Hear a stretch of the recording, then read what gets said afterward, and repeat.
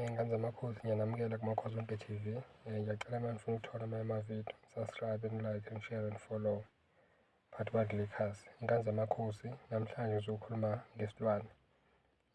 Kuyumoya nawo futhi ojule kakhulu, okuwumoya omubi, akuwona umoya wasekhaya noma kulona idlozi.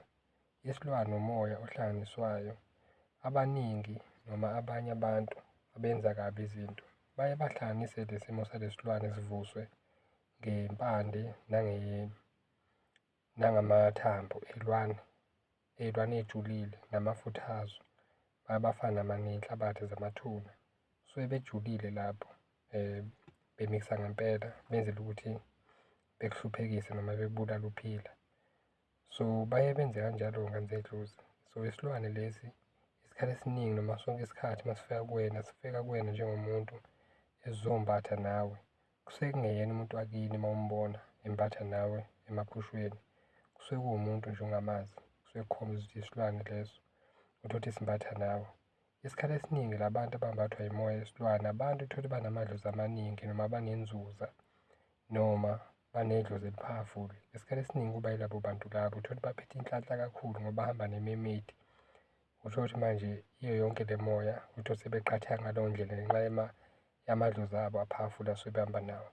So isikhathi esiningi uma umbathe lo moya wesilwane, lo moya wesilwane ukuxabanise nomuntu wakho usuzwana naye. Yingakho kwesinye isikhathi uma nihlala ndawonye, omunye uzobe engathintani nje iphele inyanga noma u-2 weeks ningathintani, akekho ofuna ukuthinta omunye. Hhayi ngoba nakhu kunjani kodwa niyaxabana, manje niyabheka nazi ukuthi enixabanisanayo, yini enenza ukuthi nixabane. Kwesinye isikhathi umbathe nomuntu uthole ukuthi awusamdingi, umbathe nomuntu kanye awusamdingi. When you end up ulibele umbatha nabantu, umoya wesilwane iyakwazi ukwenza lokho ngoba usuke ukuthi inhloso yakhona usuke ukuthi ikwenza ukuthi ulahlekelwe yilokhu ofuna engabe uyakuthola.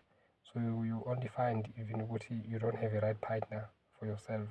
So hamba uyabashintsha abantu, hhayi ngoba nakusuke uthanda. Siyakwazi ukwenza lokhu isilwane, it's not always the case, but siyakwazi ukwenza lokhu isilwane ngoba sisuke sizokubhubhisa kahle hle.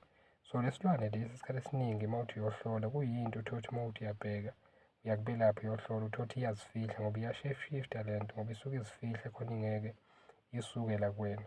So iyicashe-ke le nto le, kuvele idlozi uthole ukuthi ngathi akunankinga njengoba ngichazile amanye amavidiyo. So isilwane esi-dangerous kakhulu ngani zedlozi ngoba siyazifihla, ngiyangizwa ngani zedlozi. Omunye uyakwazi ukuthi-kena ahambe ayosigezela isilwane, hhayi zonke iy'lwane uyay'gezela.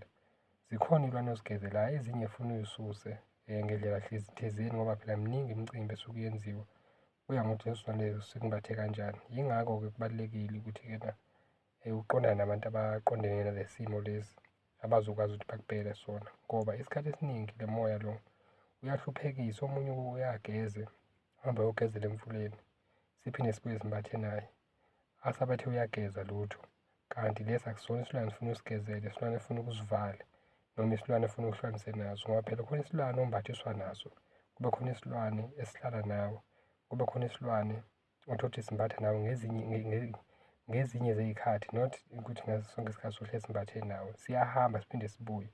So kwesinye isikhathi uye uthole ukuthi omunye uzomele ahlabe inkukhu mhlawumbe emnyama ngoba benza kanjalo abanye belaphi, ethi ukhipha isilwane, kanti usipha amandla kakhulu, vele inhloso yaso sona sifuna igazi. Ngaleso sikhathi ekwenzela inkukhu umelaphi le mnyama ethi uyokhipha isilwane, le silwane sijabule kakhulu sibuye ngamandla ngoba uyosiphakela phela usesakwabo manzi uma ususiphakela ilokhuzana, ususiphakela igazi, ususesakwabo-ke manje ukuthi hawu ngafika ekhaya nawuthi ngidle, siqhubeke nawe umelaphi esesikhiphile. So it's very painful ukubona izinto ezibuhlungu kanje zenziwa kithi abantu abakamoya abazama ukuhamba iy'ndlela zabo zikamoya. So you be careful ngani zedlozi. Isilwane siyabulala ngoba sibulala imali, sibulala injabulo. You can't have just your partner in a peaceful, you can't have your partner nje ngendlela e-right.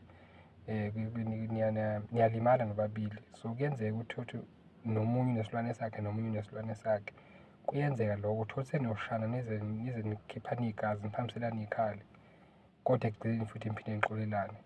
Kuyacaca lapho ukuthi nalo unesilwane sakhe nalo omunye unesilwane sakhe, uthole ukuthi nalo usithole komunye nalo usithole komunye isilwane, cause isilwane siyatholakala uma uhamba umbatha ushintsha amantombazane, uthanda lo, uthanda lo, uthanda lo, umbatha nabo, awuthandi kuphela.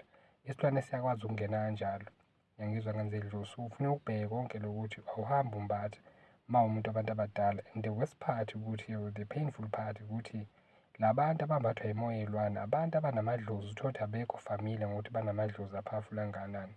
So idlozi leli kuyeke-ke uma usafuna ukuphila impilo yakho bese ushayeka-ke.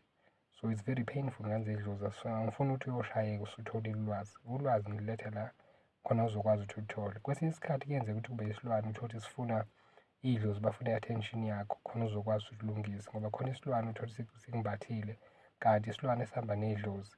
Yingakho uma uyogeza umelaphi ufuna uyabhekisisa kahle ngempela, ngoba khona isilwane uthi uyosikhipha kanti ukhiphe idlozi, ngoba phela idlozi liyaphuma. It's your decision, uma uthi aliphume liyakwazi ukuphuma ngoba khona namadlozi ethiwa umdliwa. So ufuna ube careful lapho ukuthi ukhipha isilwane yini ngempela, sithunyelwe ngayiphi indlela khona uzokwazi ukuthi ubhekane naso. Khona isilwane ofuna ukusishise noma usibasele umlilo, kukhona isilwane esilahle esidulini, kukhona isilwane osilahle emanzini, kukhona isilwane osilahla ngelokhuzana ohamba uyosebenza entabeni la usebenza khona inkukhu lapho. Kukhona isilwane futhi esilungiselwa ngey'mpande kuphela, uthole ukuthi akugujwa mgodi kodwa silungiselwa ngey'lwane kuphela. Khona isilwane kufuneke kuqiniswe kusona ukuze singabuyi, kodwa uyakwazi ukusikhipha ngamanzi.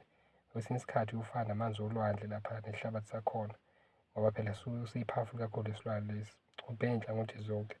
So kubalulekile ukuthi ubhekane nayo yonke leyo nto leyo ngane zedlozi. So isilwane siyabulala kakhulu ngane zedlozi, sibulala injabulo, sibulala ama-private part, uthole i-private part yakho ayisasebenzi kahle ngendlela cause phela hlezi sebenza la kuwena cause vele sikula kule private part ngendlela ezosenza ngaso. So you be careful ngane zedlozi ngayo yonke le moya le, ngoba kumnandi ukumbathwa ile moya le, ngiyangizwa ngane zomsamo.